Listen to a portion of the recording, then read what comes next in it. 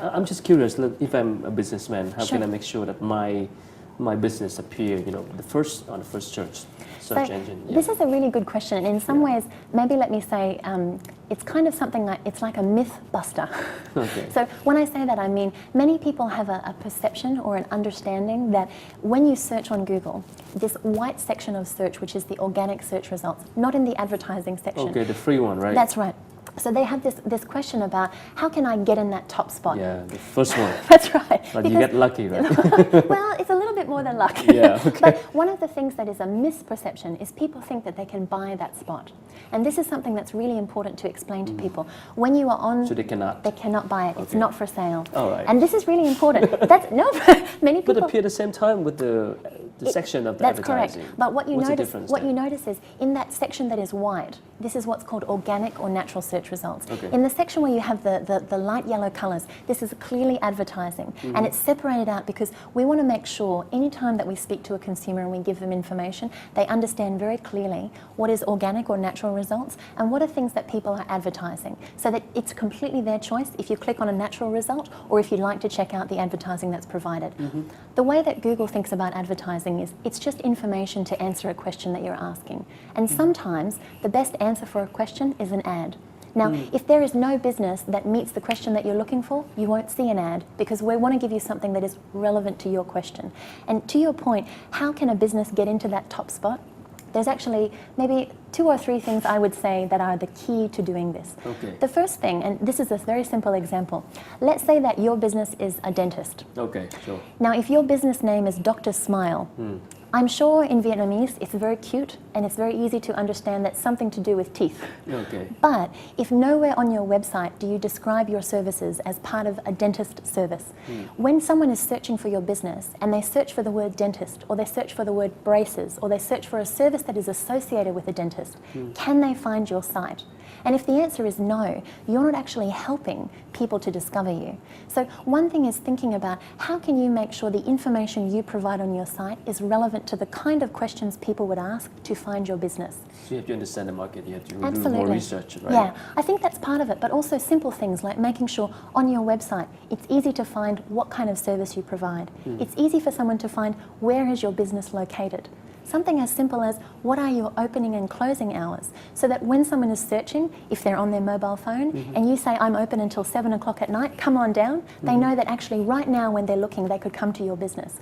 That kind of really basic information, there are a lot of businesses in Vietnam that don't yet have that kind of representation online. But if my business appears on the top search at the same time with the advertising section, Yes. what's it different? I don't have to pay. What's the difference then? For sure. So in some cases, yes, you're right. A business is able to appear as the #1 result in the search results naturally, and they pay no money, and that's fantastic. Yeah. And in many ways, we say congratulations to them. But what I would say is, in addition to appearing in that space, for example, when someone is searching and they're searching for different types of questions that still relate to your business, many businesses have more than one type of product, for example. So you may not always be on the top of the search results. And of course, that's not necessarily the objective. For me, it's much more important as a business owner that when a customer is looking for what I do and what I do well, that's when they find me.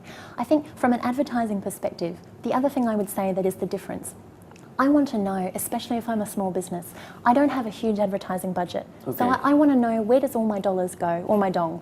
I want to And know you can keep when track of it too, exactly. right? So being able to measure every dollar or every dong that I put into advertising, how many people visit my site? How many people call my phone number? How many people come and visit my shop? And how many of those turn into sales? So if I can say I'm spending this much money and this is what I get back. So I walked down this street and I found this wonderful little cafe. Yeah, you tell you know, too, right? Absolutely. Please go there. But I find this small, very unassuming place, and it was a wonderful experience. But if I had not walked down that street, I might never know it was there. The difference with the internet is it's like virtual word of mouth.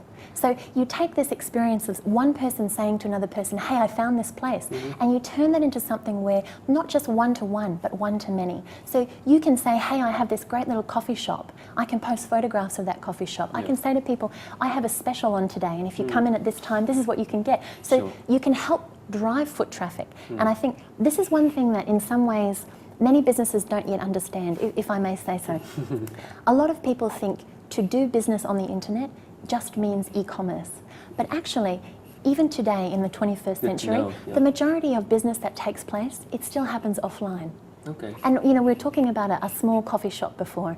Even if I find the coffee shop online, even if I find it on my phone or on my desktop, I'm going to physically drink a coffee in the shop. It's not going to, the transaction is not going to happen on the internet, but the internet can play a role in helping me find that business, in helping me get to it, and helping me understand why is this a great flavoured coffee, or if they have some kind of special food or a cupcake, for example. But that information might help my decision to say I'm going to this shop instead of the other one. So even though the monetary transaction, to your point about how do I make money, the transaction happens offline, but the internet plays a role in attracting people to your business. Okay. And I mean, you don't have office here in Vietnam, do you? So how can Vietnamese businesses can, contact and, do business with Google directly? Sure. So one of the things I would say is all of our services have an element that's called self-service. So if, for example, you go to google.com.vn, there is a link that you can click to ask about advertising with Google.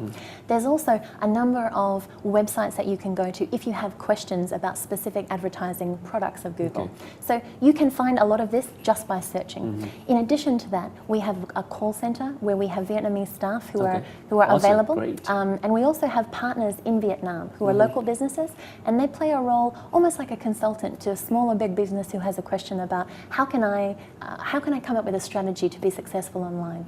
So for Google's strategy, what is Vietnam's market, what's the role with Vietnam's market right now? So I think there's two ways to answer that question. There's looking at it from a very macro level in terms of a big picture, and there's looking at it very specifically to the country. So maybe let me start with the big picture. So when you think about what is Google's objective, let's say on a global scale, when we talk about Google as an organization. So a lot of people don't know this, but actually when we were first established, when we were founded, Google's objective was to organize the world's information and make it universally accessible and useful. So thinking about the world's information, it's a lot of information, and a lot of it is offline. It's not just text, it's poetry, it's books, it's music, it's videos, it's all kinds of information that right now might be not somewhere that is easily accessible for many people. It's almost like if you think about, and I'm sure that you still remember this, we are the right generation. When I was a university student, I spent a lot of time in the library. Yeah. And if I couldn't go into the library and find the book that I needed for my assignment, for example, then I would be at a disadvantage because I didn't have that information. Yeah. But now a lot of books, a lot of research, a lot of text is available on the internet. Right. So if I'm a university student in Kanto, for example, makes life easier. Well, it makes life easier, but it gives everybody the same opportunity. Sure. And I think that idea about universal access, everybody, no matter if you're a male or a female, if you are Asian or you are a different nationality, whatever your religion is or your economic background, you should be able to find the same information. That's one thing. But finding the information and making sure it's useful to people, that's a different challenge. And I think that's something that we're excited about, trying to meet that need for people. Because it's as much about how do we help a student find something for their homework as how do we help a business connect with a customer and be able to grow. You spent quite some time in Vietnam and learned Vietnamese. I mean, what is your impression about, let's say, the business environment? So, I mean, the first thing I would say is it's wonderful to work in Vietnam. I think I'm always very energized when I speak to Vietnamese businesses and Vietnamese consumers as well. I think there is a very natural and very well-established sense of entrepreneurship. People are willing to work very hard. They're willing to look at ways to make their life and the lives of their loved ones much better. And in that sense, I think Vietnamese are very open to looking at ways to become more competitive, to looking at ways to improve their lives, ways to enhance their education, to get access to information. You might be interested to know, one of the #1 things Vietnamese do on the internet is they read news. Yeah. So they're looking for knowledge, they're looking for information that can help them make decisions, that can help them make better business decisions, for example. That's a really positive place to be in. And I think it means that the internet has an opportunity to contribute to the continued growth of the country. Definitely. Thank you so much. I hope to see you next time. You're so very welcome. Thank you so much. Quý vị, vừa rồi là những chia sẻ của chị Amy Kunrojpanya, là giám đốc truyền thông và đối ngoại của Google châu Á Thái Bình Dương, về những thông tin về Google, chiến lược của Google cũng như là các phương thức để các doanh nghiệp có thể phát triển kinh doanh sử dụng công cụ tìm kiếm của Google và công cụ tìm kiếm quảng cáo trên mạng. Đến đây thì chương trình xin được phép được khép lại. Quý vị có thể xem lại chương trình trên trang web smartmoneyfpnc.com hoặc truy cập vào trang facebook.com/đồng tiền thông minh. Cảm ơn quý vị đã quan tâm theo dõi chương trình và hẹn gặp lại quý vị trong những chương trình kỳ sau.